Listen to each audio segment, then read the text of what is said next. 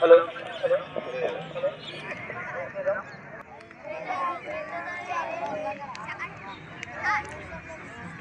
మన సందర్శనం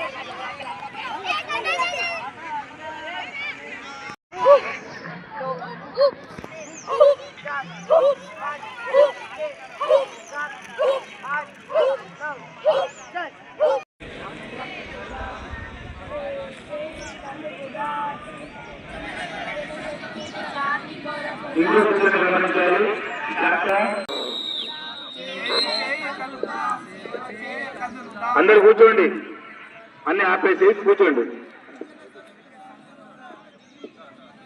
పరిచయం 1927లో ప్రారంభమైంది, 100 సంవత్సరాలు పూర్తి చేసుకున్నది.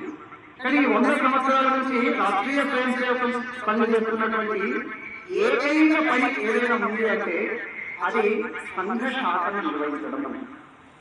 సంఘ శాఖను నిర్వహించడం ద్వారా శాఖలో తయారైనటువంటి స్వయం సేవకులు సమాజానికి ఏది అవసరం అవుతుందో అన్ని పనులు స్వయం సేవకుల ద్వారా నిర్వహించబడుతున్నాయి.